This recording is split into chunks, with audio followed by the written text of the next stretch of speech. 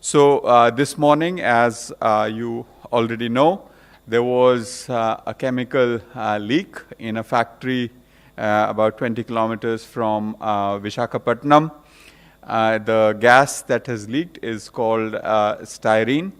We'll tell you a little bit about what we know about the properties of this gas. It's toxic. It's injurious to human health. And so far, what we know is that 9 persons have lost their lives. Nearly 1,000 people were directly exposed in the close, living in the close proximity to the plant, and they have been evacuated, and medical treatment is going on. We'll hear more details shortly. Soon after that, this morning, Honorable Prime Minister chaired a meeting of the National Disaster Management Authority, which he is the chairperson of. He took stock of the situation on the ground, as well as the response that has happened so far and the response that is required from across the board. Although it is a chemical disaster, the response requires expertise on chemical side, expertise on chemical management side, as well as expertise on the medical side, expertise on evacuations and so on. So what should be the across the board response is something that Honorable Prime Minister took stock of. Right after that, the National Crisis Management Committee met in the chair of Cabinet Secretary and designed specific steps that we need to take to contain the effect. First of all, to ensure the safety of people who've been affected, but also to manage the emergency on the ground. The NDRF team, as most of you know, all NDRF teams have a minimum capacity to deal with chemical, biological, radiological, and nuclear accidents. So CBRN teams of NDRF are deployed very quickly to support the local government as well as the state government. They have assisted with the evacuation of communities in the immediate vicinity. The DG NDRF will shortly talk about it. In addition to that, the central government is mobilizing specialized CBRN teams from Pune, where we have the core capacity on CBRN of NDRF located, and fly them onto the site to see what is the kind of technical support that can be provided to the plant, to the state authorities, to the local authorities as well. We are also mobilizing from the central government specialized technical support to assist the medical practitioners in the area who may not have dealt with this kind of chemical emergency. How do you deal with people who have exposed from the medical perspective? So basically, this is a quick overview. With that, I turn over to DG NDRF, Mr. S.N. Pradhan, to talk about the NDRF response. Thank you. Thank you. The National Disaster Response Force, as you all know, is the first responder, the federal first responder for any kind of disaster. This was a chemical gas leak, and the incident happened, as per report, at around 2:30 a.m. in the night, previous night. Initially, the people were affected in terms of throat irritation, skin irritation, and some toxic gas smell. So the local villagers tried to contact the local administration and the local police station, and the initial movement was from the local police station, the local civic administration, and the fire services. Around 5:30 or 5:45, the local NDRF unit, which is stationed in Visakhapatnam, which is called the Regional Response Center Unit, RRC unit, was informed, and the RRC unit immediately rushed and was there within half an hour. And after that, they helped in 2 ways. The first was for neutralizing the situation inside the polymers, LG Polymer factory itself. And the second is for the evacuation of the villagers near the factory site, which is the abutting village of Venkatapuram. So about 200 to 250 families were evacuated, and door-to-door search was done by the NDRF. As you all know, that the NDRF is, as the member Mr. Kamal Kishore said, NDRF is equipped with experts who handle chemical disasters. So this team also had experts, and those were suited up in the chemical resistant suits as well as oxygen cylinders, and they went into the premises and also door to door to recover people who may be stranded. There were some people who were unconscious or semi-conscious. There were people who were not able to move. There were children, there were women, there were people who are elders. All of them were helped, and in the process, more than 500 persons were evacuated from that area. The NDRF also has stayed back and will stay back. The unit will stay back in that area till we are absolutely sure that situation is absolutely under control. As things stand, the reported death toll, as reported by the Andhra Pradesh authorities, there is nine dead, and there are some people who are critical, but there are most of the people who have been given first aid and relative treatment, and they are generally fine. The NDRF on its part will continue to be on the site, as I said, and it will assist the local administration till it is required. So I underline, till it is required. Additionally, as hinted by the member, an expert team of NDRF will be flying in from Pune into Visakhapatnam. Now let me explain about this team. As I must explain that NDRF has specialized teams all across India, and some teams are more specialized than others. The chemical, biological, radiological and nuclear team, specialized team, happens to be in the 5th Battalion, Pune of NDRF, CBRN team. So this is a chemical disaster, and that's why the commandant, Mr. Anupam Srivastav, and his team of 4 personnel will be flying in from Pune to assess the situation on ground and to give any assistance that is required. So as of now, things are under control. I would say that the leakage situation is much better now, in the sense that the silo that was leaking is now down to minimal, and there is hardly any leakage there. But as I say that, I also underline that we will be there till that leakage is totally plugged, and other measures to neutralize the entire chemical situation there is also being taken. So overall, the situation is under control, and I think overall we can say that now it is a question of rehabilitation and treatment of the people who have been affected. That's all from the NDRF. This is unfortunate incident जो आज सुबह हुआ विशाखापट्टनम में gas leak जो है. This is, as has been already told, it's a compound styrene, which is an alkaline benzene compound. अगर हम इस compound की बात करें तो it can basically cause harm to humans by inhalation, by ingestion, by effect on the skin and effect on the eyes, what we call ocular effect.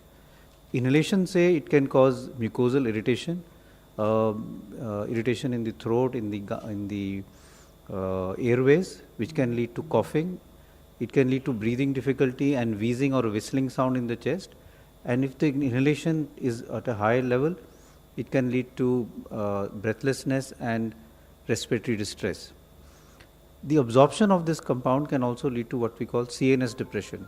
That is, affects the brain, leading to headache, nausea, vomiting, weakness, fatigue, unsteadiness of gait. People get unsteady and have difficulty in walking and sometimes fall because of that. In high exposure, it can lead to coma, pulmonary edema, and sometimes even lead to irregular heartbeat. Effect on the skin is usually mild in the form of irritation, itching, some degree of dermatitis can happen, and it can also irritate the eyes, leading to again irritation. A syndrome known as styrene sickness has also been described, which leads to nausea, vomiting, and again unsteady gait, which has been said could be if you're in a drunken state. There is, as far as treatment is concerned, there is no specific antidote. There is no definite medicine for reversing the effect of this compound, and treatment does remain mainly supportive. The first thing that one needs to do is remove the individuals from the affected area, and as you've heard, that has been done aggressively since early morning. Individuals, because of exposure that can happen through clothes are to be removed. The exposed eyes can be washed with water, and you can use an absorbent like tissue or towel to clean the skin so that the deposition of the skin is clean. Water can also be used.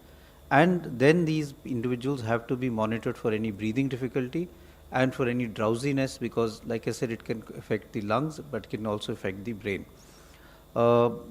Main treatment strategy is to watch out for any breathing difficulty and airway management. Some of these patients will require to be intubated and put on a ventilator. Many will just require oxygen therapy, and we have to monitor for their oxygen, respiratory rate, and their CNS depression.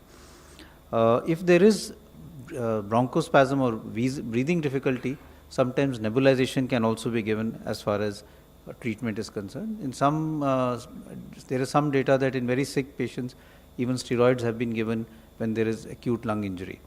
So by and large, it tends to be an illness which is not universally fatal. In most people, there is good recovery. It causes more irritation of the airways, and depending on the degree of exposure, the effect can be much higher. So those who have had a very close exposure, they are the ones who have a higher chance of having severe effects. Currently, as has been said, that although a large number of people are admitted in the hospital, most of them are stable and should hopefully make a good recovery. See, on the chemical, biological, radiological, nuclear, CBRN safety, there are detailed guidelines put out by the National Disaster Management Authority. I think all of those guidelines have to be followed. वो सारी जो दिशा निर्देश जारी किए गए हैं अब तक, वो लागू किए जाने चाहिए. उसमें कोई नया बदलाव करने की ज़रूरत नहीं है.